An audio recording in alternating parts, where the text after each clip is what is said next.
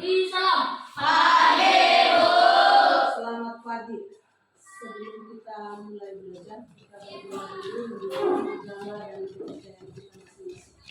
Berdoa dimulai.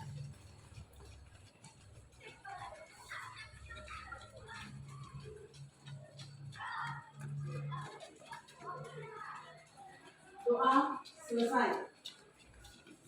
Silakan duduk.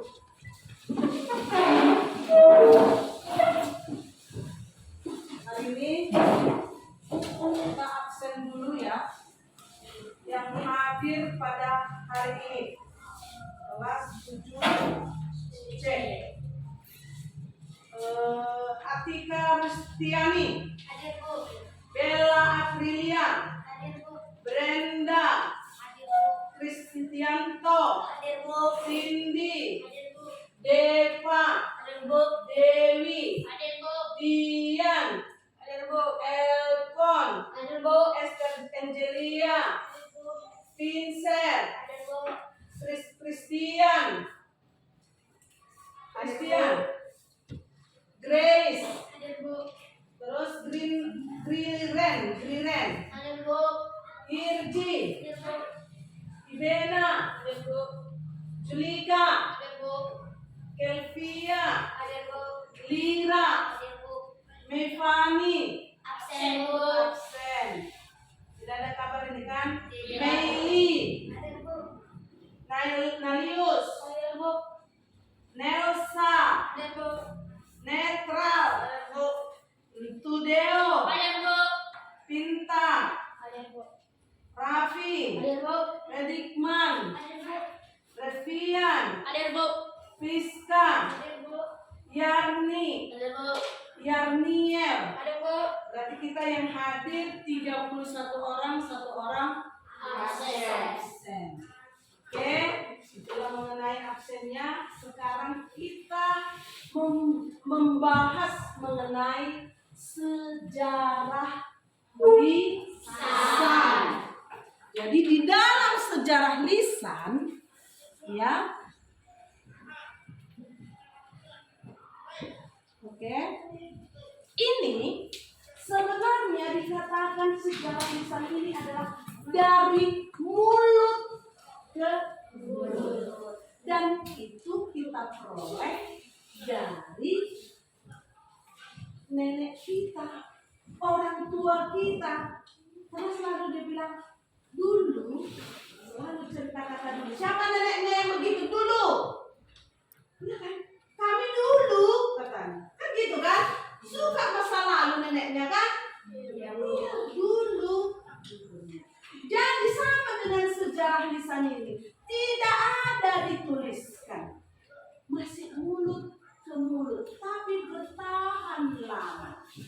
Jadi sejarah lisan ini nanti, ya, ini sama dengan cerita. Tahu cerita? Tahu. Suka nggak dengar cerita? Suka. Iya, suka dengar cerita kan?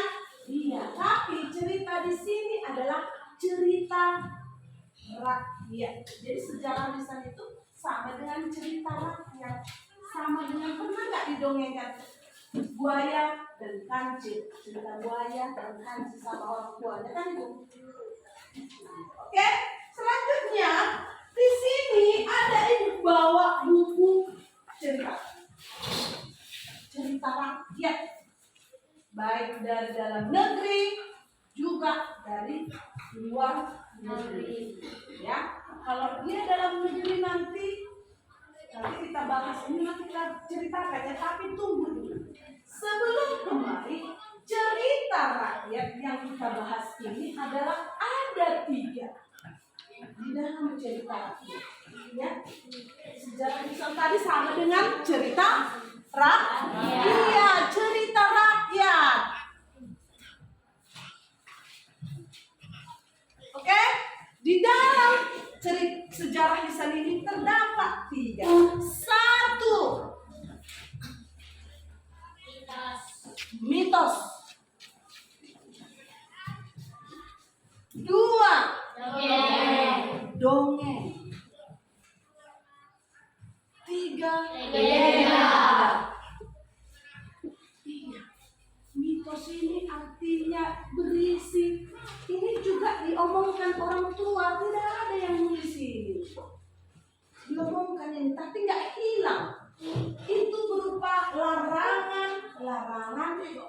atau hal-hal yang tabu dilakukan. Ya, larangan, nasihat. Karena orang tua itu memberikan nasihat. Apa contohnya? Katanya. Contohnya sebut, nanti kalian mengikutkan ya. Contohnya adalah tidak boleh duduk di pintu. Nanti rezeki sulit masuk katanya. Itu alasannya, nasihatnya. Ada yang punya mitos orang tuanya di sini larangan. Pernah nggak disebut orang tuanya larangan di rumah pantang ini dah? Ada. Bu. Ada, sebut angkat tangan. Siapa yang bisa? Oke, kamu dulu. Anak perempuan dilarang masuk dari jendela, alasannya nanti ada yang mencuri. Ada lagi yang sana. Dilarang potong kuku malam hari, alasannya memperpendek umur. Siapa tadi lagi? Mitosnya lagi. Siapa? Oh, ini tadi ada di sini kan? Dilarang apa lagi? Menyapu. Iya enggak? Menyapu malam hari juga orang tua ibu gitu, enggak boleh nyapu malam-malam. Kalau menyapu itu harus di mana apanya debunya? Dalam pintu disimpan. Ya kan? Iya, enggak boleh. Banyak nasihatnya. Padahal nasihatnya itu tadi tujuannya memang benar-benar kesehatan. Walaupun sekarang kita sudah banyak melanggarnya, tapi itu mitos yang memang dikerjakan. Dan memang kalau kita kerjakan bermanfaat dalam kehidupan sehari-hari. Oke, selanjutnya yang kedua yaitu dongeng. Ya, dongeng. Atau sebelumnya ke mitos kita coba dulu masing-masing, pernah nggak diingatannya neneknya cerita pantang-pantang kayak itu, larang-larangan itu? Ada. Dilarang apa? Bersiul, katanya tadi yang bercerita bersiul. Nanti datang apa? Ular. Iya. Nanti datang ular katanya. Apalagi? Dilarang menjahit. Dilarang membeli jarum malam-malam ke warung kan? Ya enggak bisa. Pantang bertukang jualan juga nggak mau ngasih. Gitu. Ya, oke. Selanjutnya kita masuk ke dongeng. Dongeng ini adalah cerita rakyat juga mengenai hal di luar nalar manusia. Misalnya kancil dan buaya. Diceritakan di situ kancil dan buaya ini bisa bicara. Sejak kapan kancil dan buaya bisa bicara? Ya enggak? Yang kita tahu mereka enggak bisa bicara, tapi itu dongeng di luar nalar kita. Pernah enggak membacanya cerita-cerita seperti itu? Di luar nalar enggak benar. Nanti ayam nanti bercerita, keong mas berbicara, ada lagi perlombaan apa lagi kura-kura dengan kelinci. Yang menang itu adalah kura-kura. Itu di luar nalar. Kan gitu. Gajah dengan semut. Kan gitu. Iya, itu juga di luar nalar. Ya kan? Kalau secara nalar semutnya kecil dipinjak kan udah mati kan gitu ya. Iya. Itu dia. Baik, itu cerita dongeng namanya. Ya, selanjutnya yang ketiga itu legenda. Ini berdasarkan cerita rakyat, berdasarkan adanya asal usul.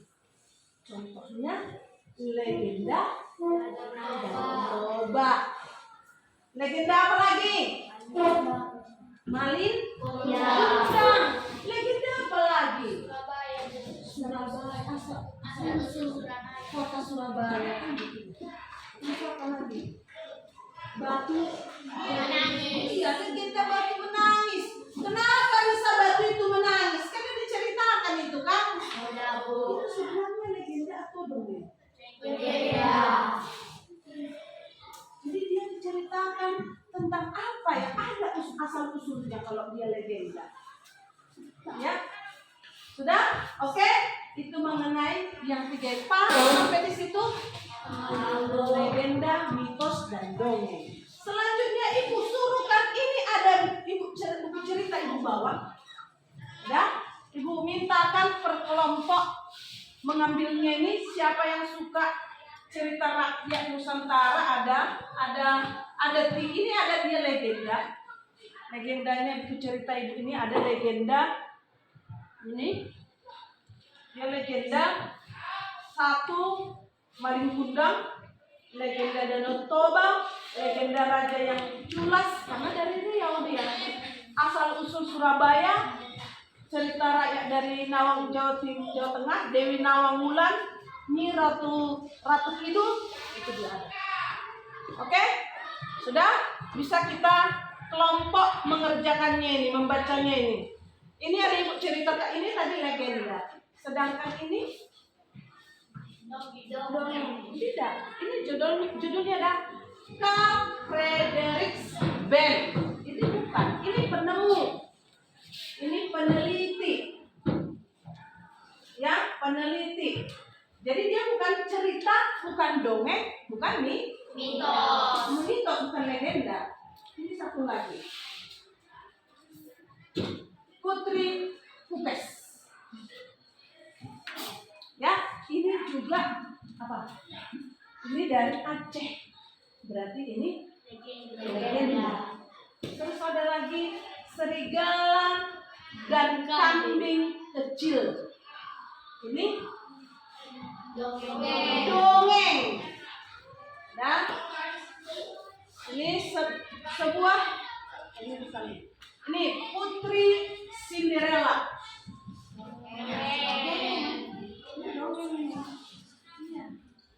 Ada sekitar kisah Putri Duyung. Dongeng kan? Andromeda. Mana dari sini? Putri Salju. Legenda Timun Mas. Berarti Timun Mas itu adalah legenda. Terus si bawang putih yang baik hati ini adalah legenda. Hercules yang gagah berani. Ya, selanjutnya lagi di sini ada kisah Cinderella lagi. Ini ada 18. Ya. Dia kalau dia legenda disebut Putri Cinderella, dia di sini. Terus buaya perompak si pitung. Oke? Dari sini ibu pengen kalian ambil buku cerita ini berdasarkan kesukaan kalian. Oke? Cepat, jangan lagi lambat, bergerak.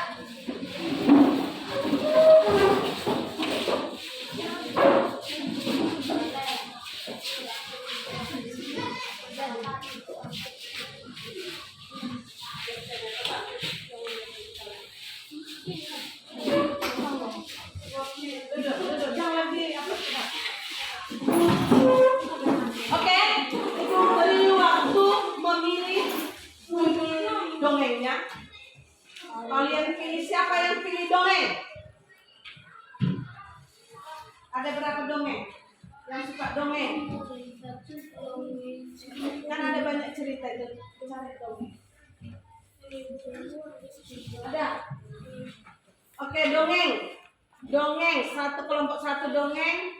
Dongeng. Siapa legenda? Ada yang memegang legenda tadi? Itu legenda kan? Nah, ada legenda, ada berapa orang ini kemarin kalian legenda? Sini legenda. Biar diskusi kita. Sudah sampai sampai belakang. Tolong ada sana.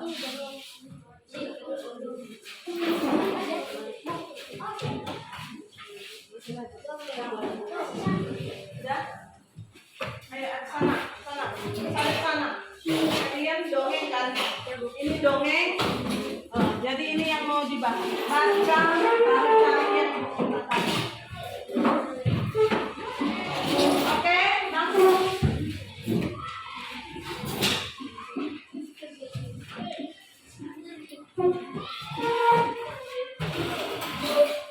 Kalian ke belakang.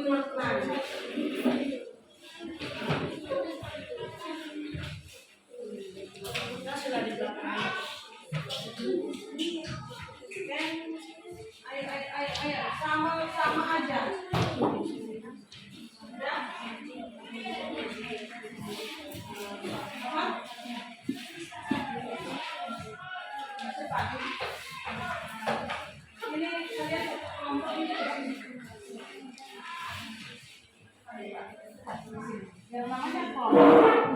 Ya, coba.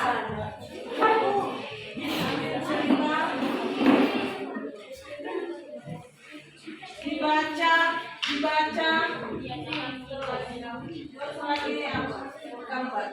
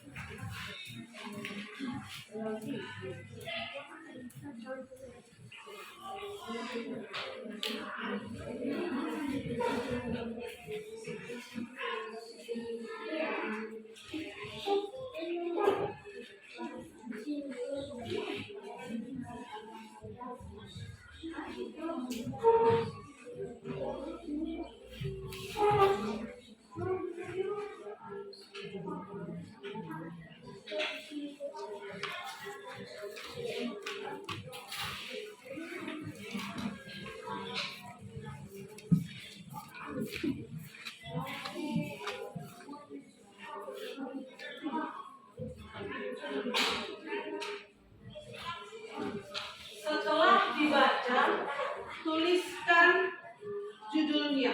Satu aja cerita dibaca, tuliskan judulnya apa, dari mana asal usulnya kalau ada, terus apa yang makna yang terdapat di cerita itu kalau sudah dibaca. Oke?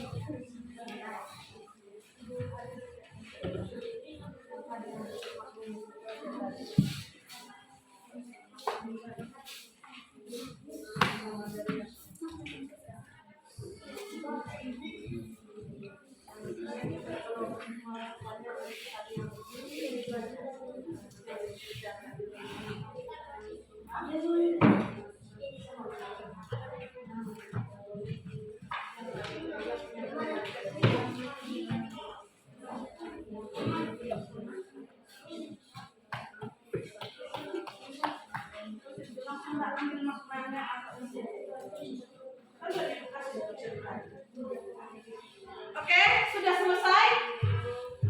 Sudah? Sudah? Semua siap? Hah? Sudah? Biar kita maju ke depan satu per kelompok. Yuk. Kelompok siapa duluan? Kalian sudah? Sudah?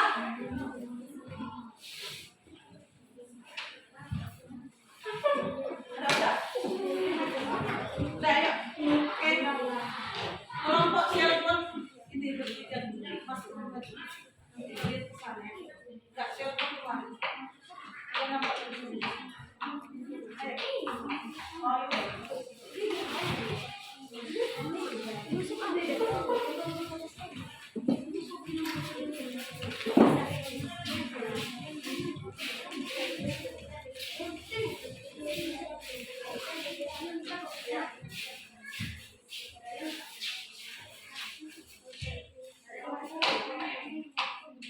Judul ceritanya, hai kawan-kawan, kami akan bercerita tentang legenda Maria.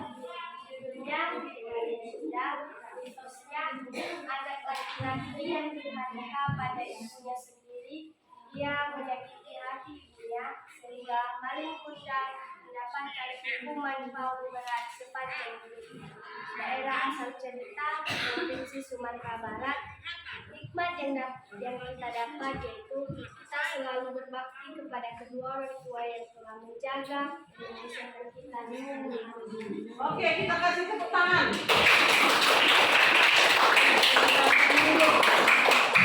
Kelompok yang kedua. Oke, maju.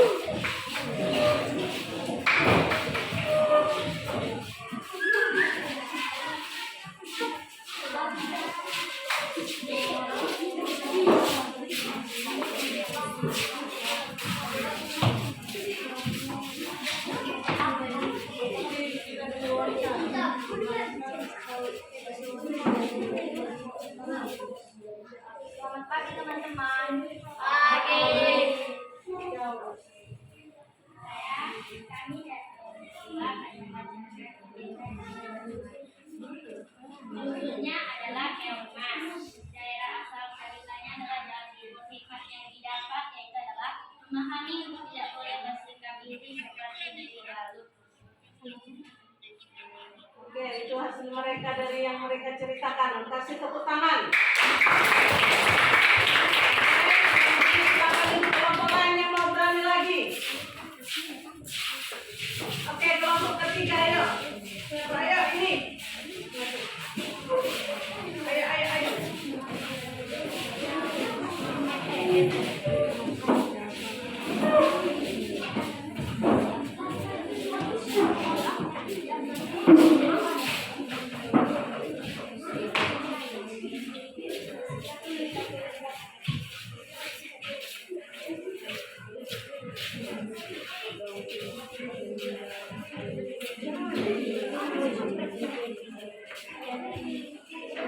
Selamat pagi teman-teman. Pagi. Kami ingin bercerita, judulnya Keongmas. Asal usul cerita Jawa Tengah.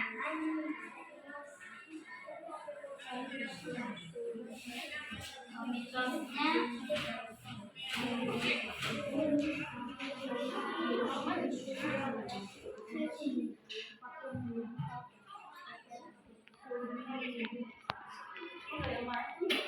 Kesannya apa? Kesannya dulu.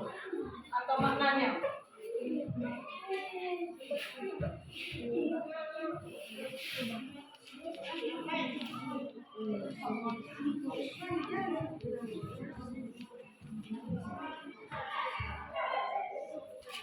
Hasil yang bersih.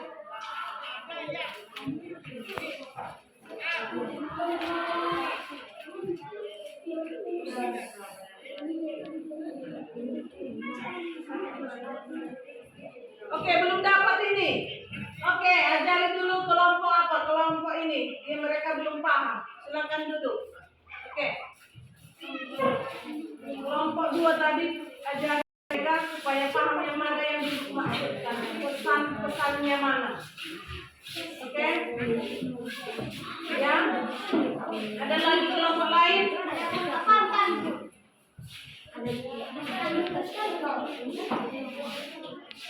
Ada lagi yang sudah siap? Ada. Oke, kelompok ini lagi. Berdiri.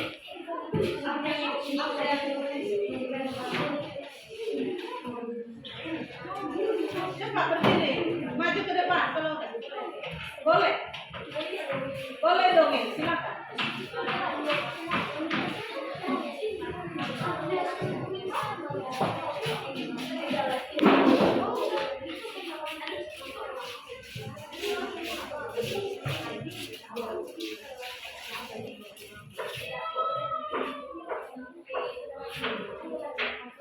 Baiklah teman-teman, saya akan menceritakan dongeng yang telah dibaca.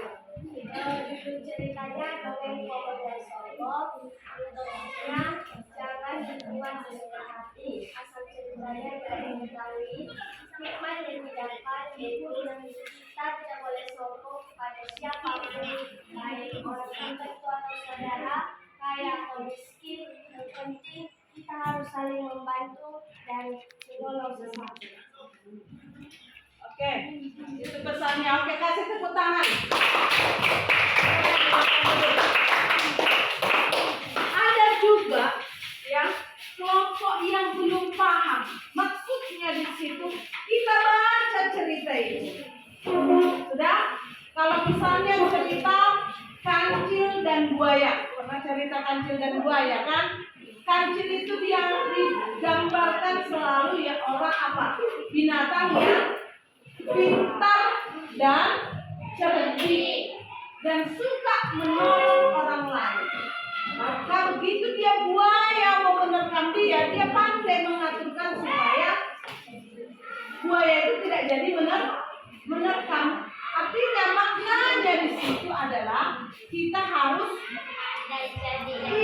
harus pandai dengan cara apa? Rajin belajar supaya tidak dibodoh-bodohi orang lain. Itu maknanya terdapat di situ. Sudah? Sudah? Masih paham atau belum? Kalau dibilang ya sudah. Tapi kalau tidak paham nomor satu.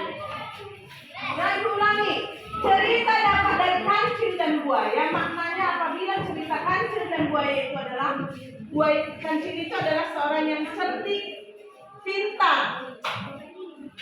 Dan perhatikan ibu, cerdik dan pintar. Sudah? Cerdik dan pintar. Jadi kalau misalnya buaya mau memangsa kancil, tidak bisa. Kenapa? Buayanya pintar. Jadi maknanya dari situ kalau kita baca dongeng itu, kita harus pintar, pandai. Dengan apa? Dengan rajin, dengan caranya rajin belajar. Supaya nanti besar tidak dibodoh-bodohi orang lain. Itu maknanya di situ. Bukan maknanya dari cerita yang kita bikin isinya ke dalam. Tidak. Setelah kita baca, oh kita harus seperti ini. Sama dengan cerita bawang putih dan bawang merah. Bawang putih adalah orang baik, bawang merah orang jahat. Selalu siapa yang menang? Bawang putih atau bawang merah? Bawang merah. Bawang putih. Ya kan? Karena yang benar itu, yang menang itu selalu yang baik. Itu yang benar itu selalu ditolong, disayang orang lain.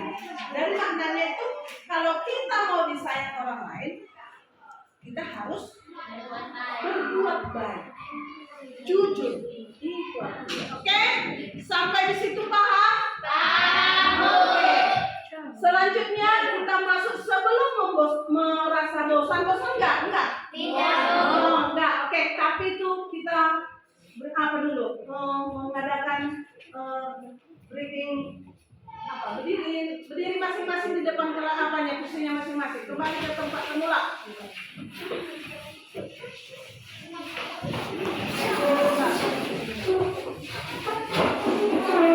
Jadi langsung semuanya berdiri. Langsung berdiri depan kursinya masing-masing.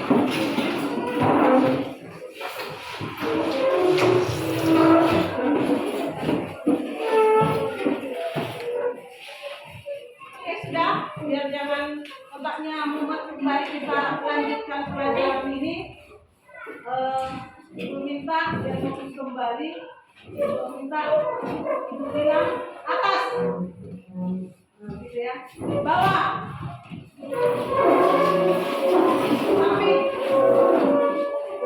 muka, ya, atas, gitu ya. Oke, fokus ya. Ulangi, ya, atas, bawah, samping, depan, atas, bawah, muka, ke depan. Udah? Oke. Ulangi lagi ya. Ulangi lagi. Atas, ke depan, samping, atas. Masih ada yang bingung. Oke. Ulangi lagi. Kita mengambil kefokusan. Atas, bawah, atas, bawah, atas, bawah, samping, atas, depan, atas, depan, atas, bawah, samping, atas, depan. Oke. Tepuk tangan untuk kita.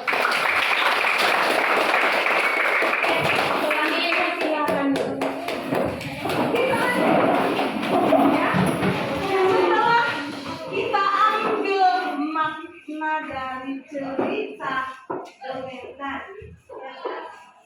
Dapatlah kita ambil, jangan lagi membaca. Nah, dapatlah kita apa? Dapatlah kita membuat cirinya, ya, bahwa di dalam cerita rakyat ini ada ciri khasnya.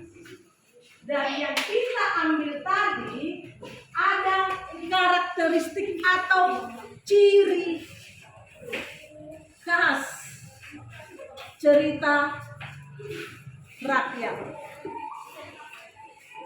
Ada ciri khasnya. Satu, ada ciri khasnya. Yang tidak ini, kalau ini tidak diketahui siapa yang menciptakannya. Ya, tidak diketahui siapa yang menciptakannya. Ini sama dengan lagu ini. Pernah dengar anak sekolah ini dari ibu kecil pun sudah dinyanyikan ini. Oh ame ame itu nggak tahu siapa menciptanya. Oke, kita sama-sama nyanyikan dulu. Oh ame ame belalang kuku-kuku, sedang makan nasi bersama kambing susu. Oh ame ame belalang kuku-kuku, sedang makan nasi bersama kambing susu. Udah, itu nggak tahu siapa menciptakannya. Tapi dari Sabang sampai Merauke itu tahu semua lagu itu. Itu hampir sama dengan cerita rakyat tadi. Tidak ada yang tahu siapa penciptanya. Itu cerita sama. Tidak tahu siapa penciptanya. Ya, artinya tidak ada. Semua mengaku. Ada lagi versi Maluku dan banyak sekali.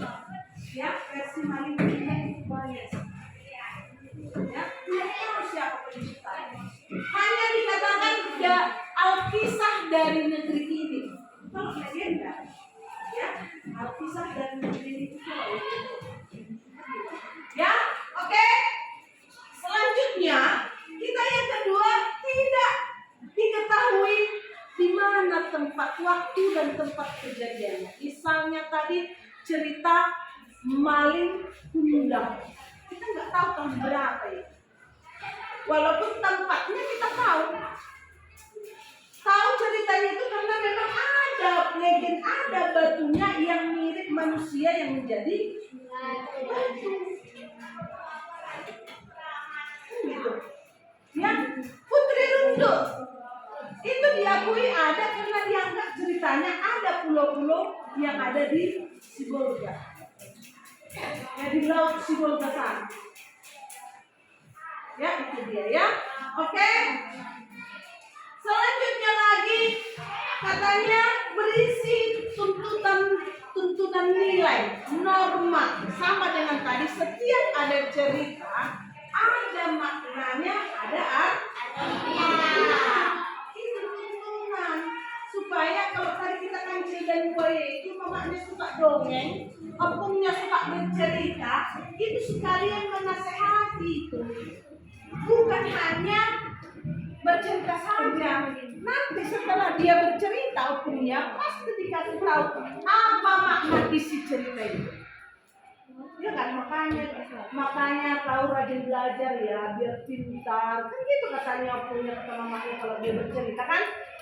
Iya kan? Iya. Itu maknanya, karena itu selalu di dongeng itu karakteristiknya. Ya, apalagi dia menampilkan unsur sejarah, artinya asal tempat kejadian. Ya, ada yang bercerita kemarin ada yang asal usul kota Surabaya. Dia kami ceritakan bagaimana di Surabaya itu, bagaimana menuju Madura. Ada yang bikin asal usul Madura. Bagaimana Madura itu? Oke, sudah. Ada yang sebagai contohnya bisa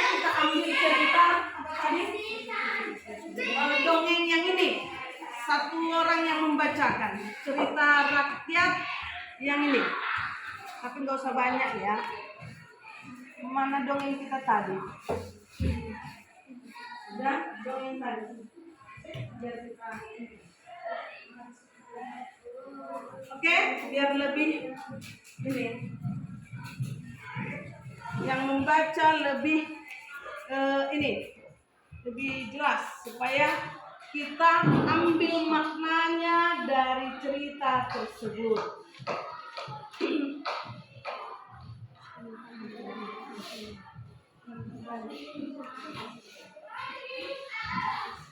Ini dia legenda Danau Toba. Oke, legenda Danau Toba. Ya, siapa yang membacakan? Brenda. Bacakan di sini Kak Brenda. Jelas gitu ya. Semua dengarkan. Biar kita dengar, kita dapat dari sini karakteristiknya.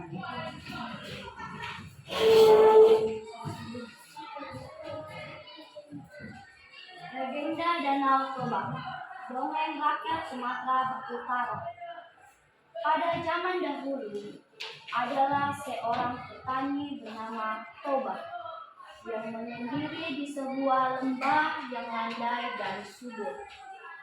Petani itu mengerjakan sawah dan ladang untuk keperluan hidupnya. Selain mengerjakan ladangnya, kadang-kadang lelaki itu pergi memancing ikan di sungai yang berada tak jauh dari rumahnya.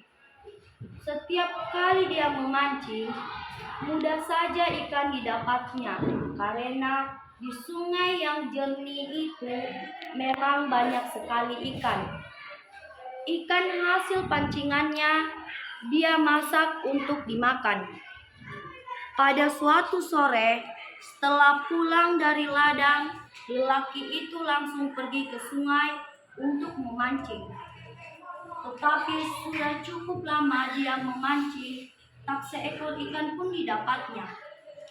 Kejadian yang begitu belum pernah dia alami. Sebab biasanya ikan di sungai itu mudah saja dia pancing. Karena sudah terlalu lama, tak ada juga ikan yang memakan umpan pancingannya. Dia jadi kesal dan memutuskan untuk berhenti saja memancing. Tetapi ketika dia hendak menarik pancingnya, tiba-tiba pancing itu disambar ikan yang langsung menarik pancing itu jauh ke tengah sungai. Hatinya yang tadi sudah kesal berubah menjadi gembira karena dia tahu bahwa ikan yang menyambar pancingannya itu adalah ikan yang besar. Setelah beberapa lama, dia biarkan pancingnya ditarik ikan itu ke sana kemari. Barulah pancing itu ditariknya perlahan-lahan.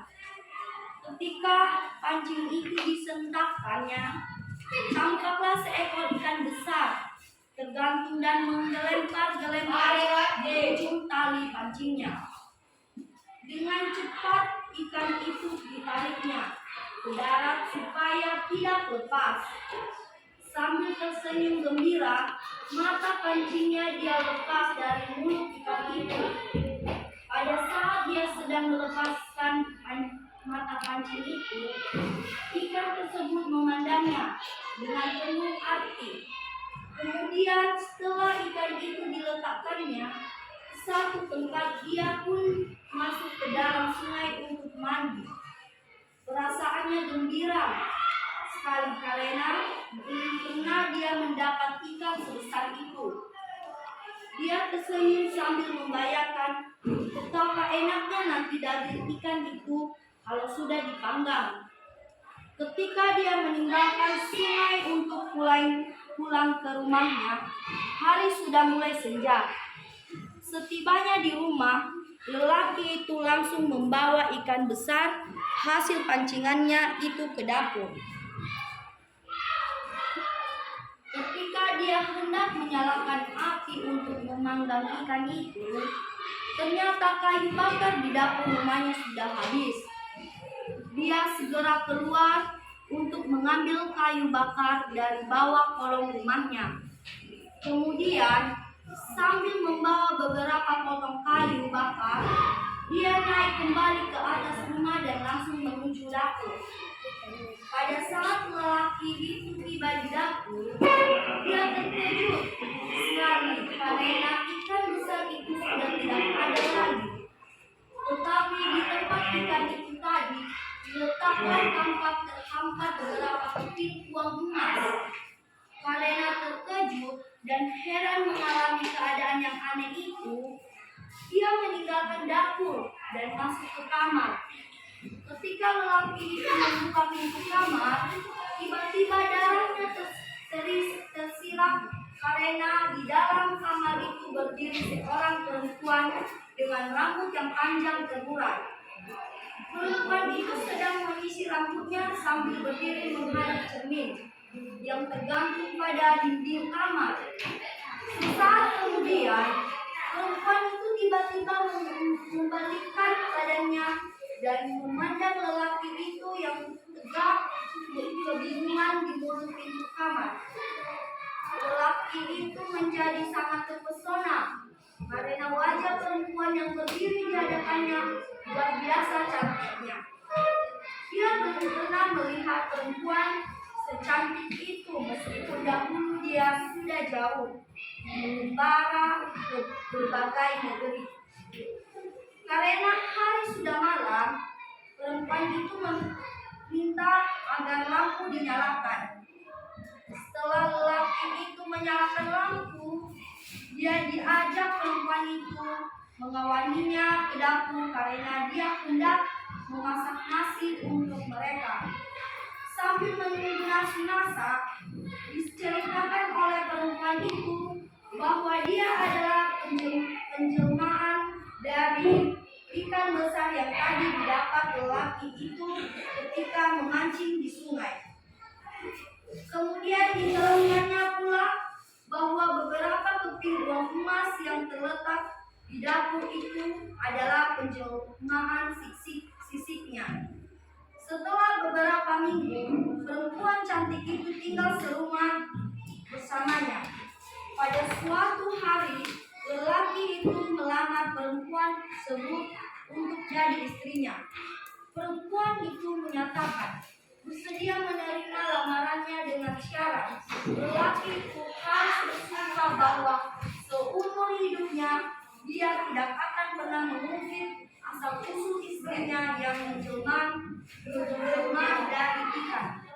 Setelah lelaki itu bersumpah demikian, kawinlah mereka. Setahun kemudian, mereka dikaruniai seorang anak laki-laki yang mereka beri nama Samosir.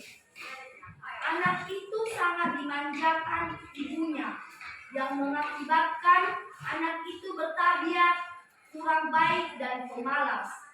Setelah cukup besar, anak itu disuruh ibunya mengantar nasi setiap hari untuk ayahnya yang bekerja di ladang.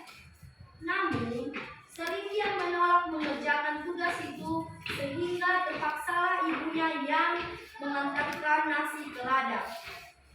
Suatu hari, anak itu disuruh ibunya lagi mengantarkan nasi ke ladang untuk ayahnya. Mulanya dia menolak, akan tetapi karena terus dipaksa ibunya, dengan kesal pergilah dia mengantarkan nasi itu. Di tengah jalan, sebagian besar nasi dan lauk pauknya dia makan. Setibanya di ladang, sisa nasi itu yang hanya tinggal sedikit dia berikan kepada ayahnya. Saat menerimanya, si ayah sudah merasa sangat lapar karena nasinya terlambat sekali diantaranya. Oleh karena itu, maka si ayah jadi sangat marah. Ketika amarahnya makin bertambah, ketika anaknya mengaku bahwa amarahnya makin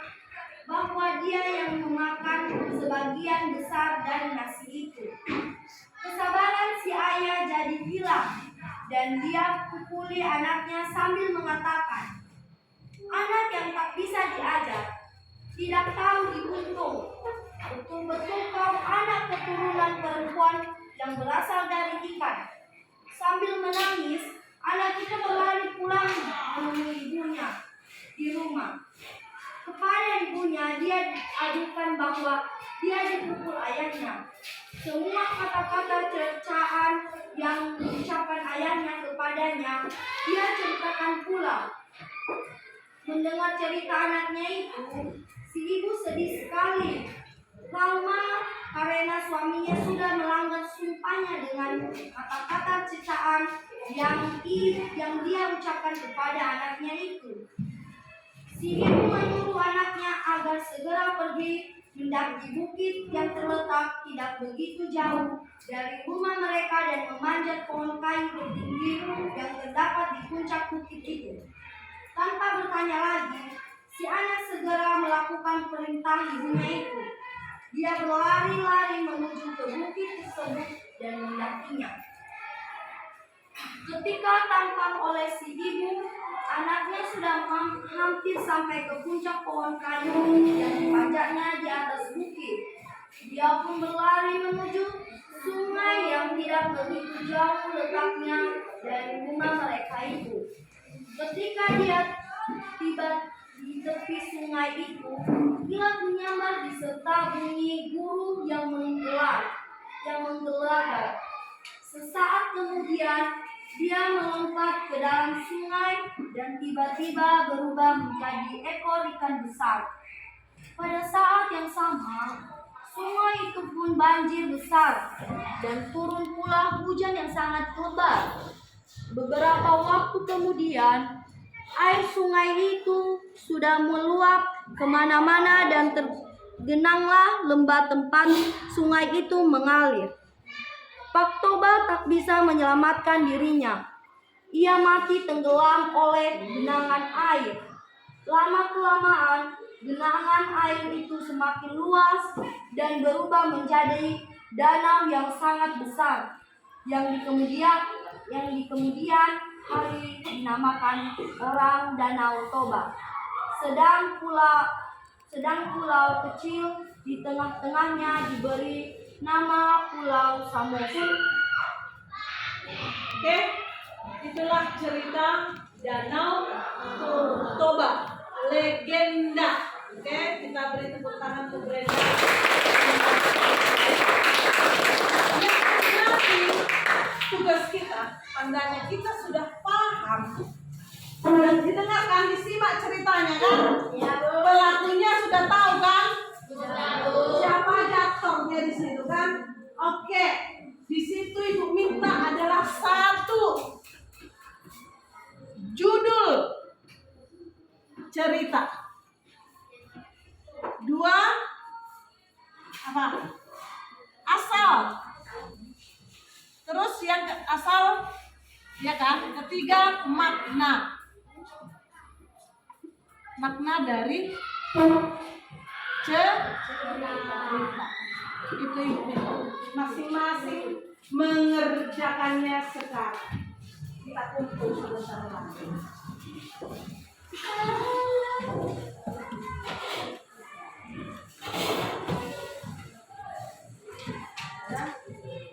Ada didengarkan dari dengar cerita itu dituliskan. Dan kita dapat kesimpulannya.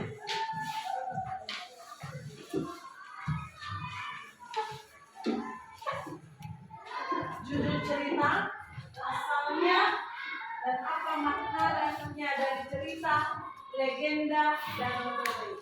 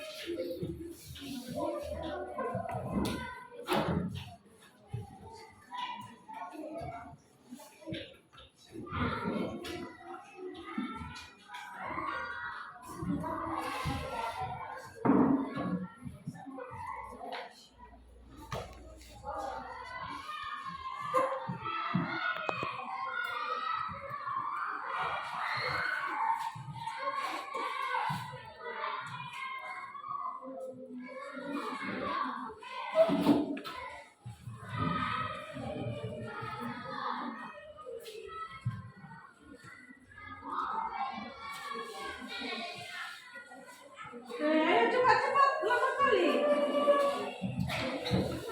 Itu sangat gampang sekali. Sebentar aja selesai. Ayo, ayo, ayo.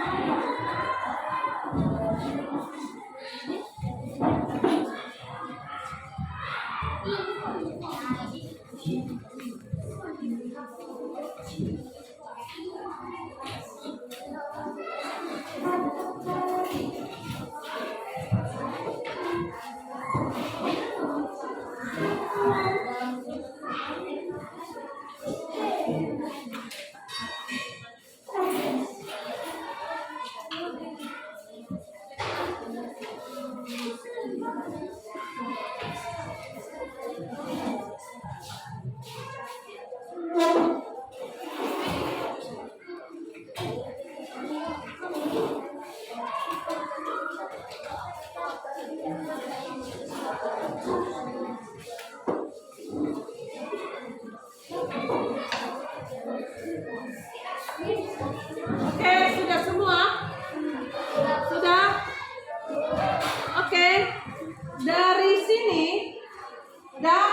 ulangi. Tadi ceritanya apa judulnya? Nah, sama-sama kita legenda Danau Toba. Bagi orang yang benar, maka dia akan benar. Tapi orang yang berkhayal tidak akan dapat. Ya, oke. Asalnya Sumatera Utara. Ulangi. Sumatera Utara. Sudah? Ada yang bikin Sumatera Barat. Angkat tangan dulu. Banyak kali bikin Sumatera Barat. Ya kan, makanya fokus kalau mendengar cerita. Jangan kalau sudah bercerita kawannya asik dengan dirinya sendiri. Dan ada yang bikin apa maknanya? Kita harus menepati janji. Tidak boleh mengingkari janji. Itu dia.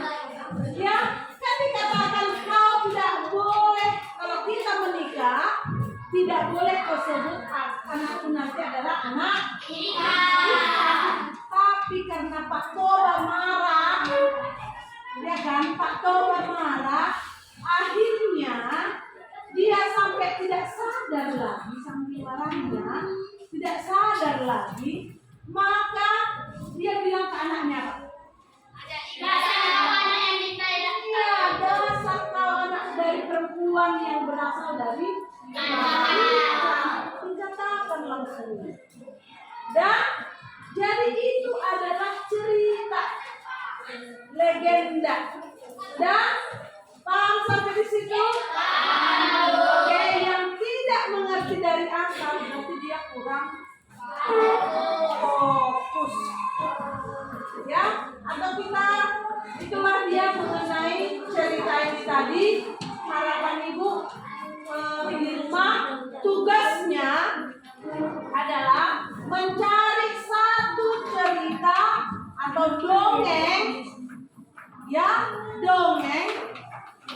Nanti cari asal, tuliskan ceritanya, singkat aja ceritanya, asalnya, judul ceritanya, asalnya, makna ceritanya. Paham sampai di situ? Itu dia tugasnya. Oke? Siap dilaksanakan? Siap. Ya, oke. Sebagai penutup, ya, sebagai penutup kita semuanya, bukunya nanti dibagi ya. Kita berdoa kembali, ya, berdoa kembali.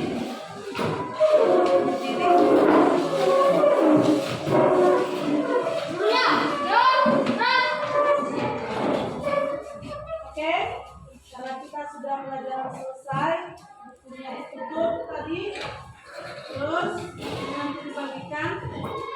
Kita sebelum kita selesai pelajaran ini, kita untuk berdoa dalam hati masing-masing, menggunakan kepercayaan masing-masing untuk mengakhiri pelajaran kita hari ini. Doa dimulai.